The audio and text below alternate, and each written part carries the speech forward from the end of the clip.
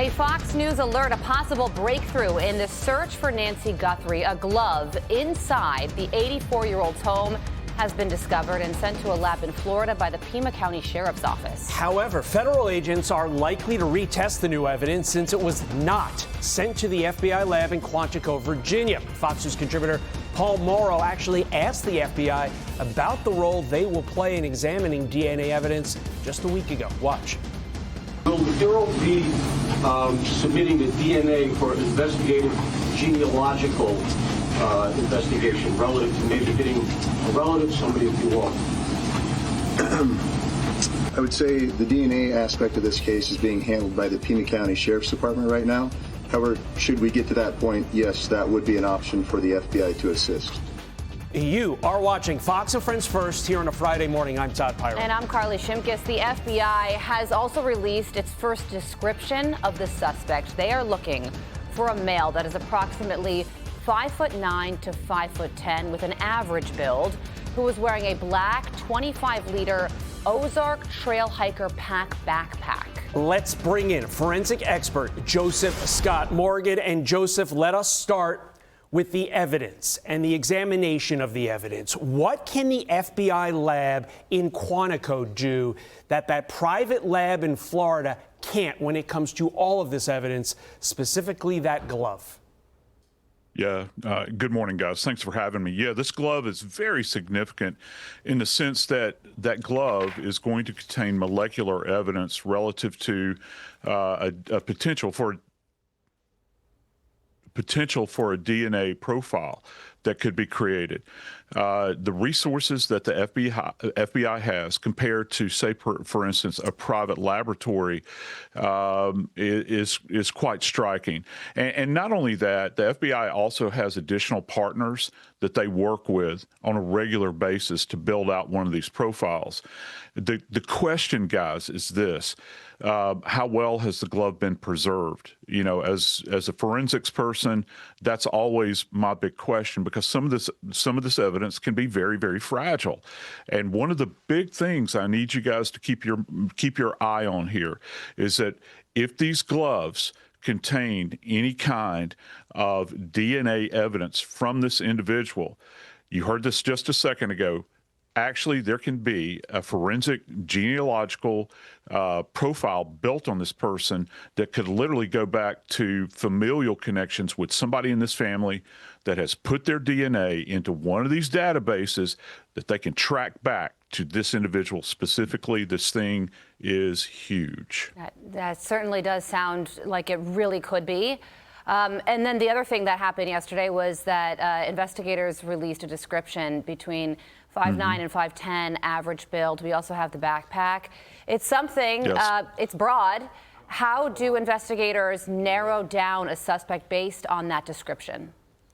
Well, we know that the backpack is an Ozark backpack. And listen, you know, you can walk into, and I'll go ahead and say, Walmart's anywhere in the country, and they sell these. So that, again, part of the investigative funnel, you want to put data in and have it narrowed down as you work through the case. I'm very fascinated by this idea that they brought this chart out. I don't know if you guys saw that, that one of the agents or enforcement individuals had this in their arm. And this is a height chart. So what they were doing with the camera, I think, beneath the tent, they were trying to set up a template where they could get an idea from that perspective when he approached that Nest camera of height. Now, that's kind of a broad spectrum when you say, you know, when you're talking 4 to 5 inches, but at least it's something to go on. You know that the top end of the range is going to be over 5'10", or is below 5'10", and then inside of that lower number. So you can bracket it that way. Look, it's not a lot, but at least it's something. And you compare that, and if you can take and test this DNA and really narrow it down with that, you might have a bingo here. Yeah, it's that same concept. Like when you go into a bank and you see Yes. as you're leaving a bank at the door, there are all those numbers. Those numbers are heights, so that if you rob the bank and you're leaving, you can see how tall the bank robber is. I want to get your thoughts on the video, because I think the request for video coming from authorities now is absolutely fascinating. They're asking the public for help, and specifically, they're requesting a month of video. Not a week, not 2 weeks, but a month of video from neighbors and others within a 2-mile radius of East Skyline Drive and North Campbell Avenue.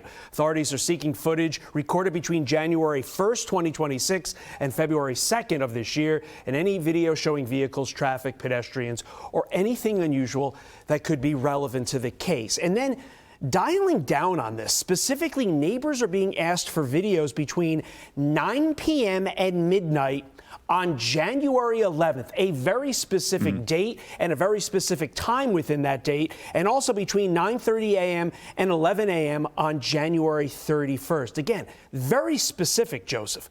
Does that lead you to believe that authorities think this house was cased? Yeah.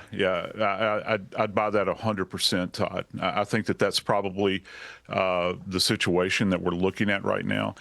Somebody has seen something. And, I mean, all of us live in various locations where we have neighbors that can observe things. And they might say, hey, I keep seeing this particular type of car pass up and down the street. And keep in mind, shoe leather is in effect here. You've got door knockers that are going around and asking these people questions.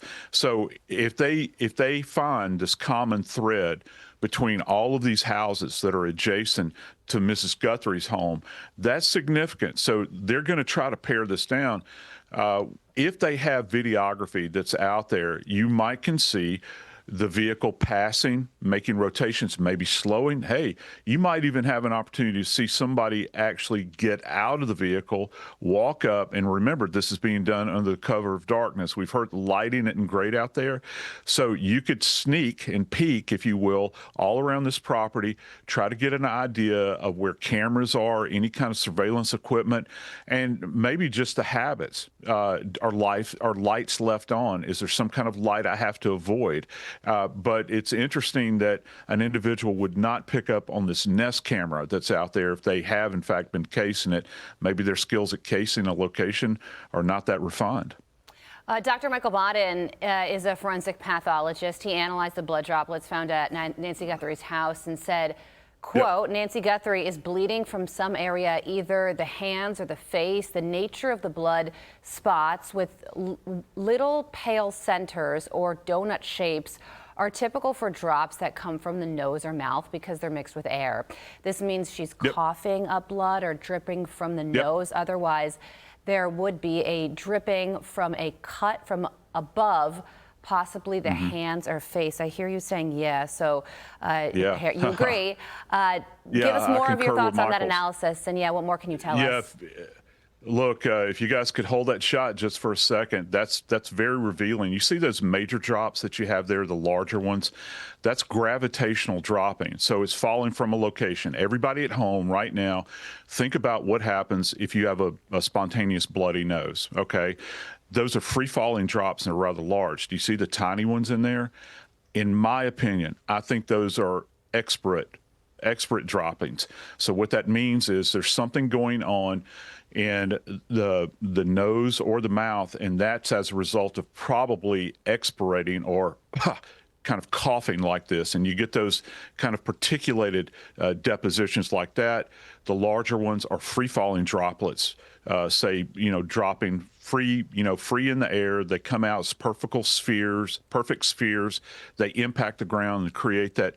They're almost like the size of, I don't know, maybe a penny. Some of them might be about the size of a nickel.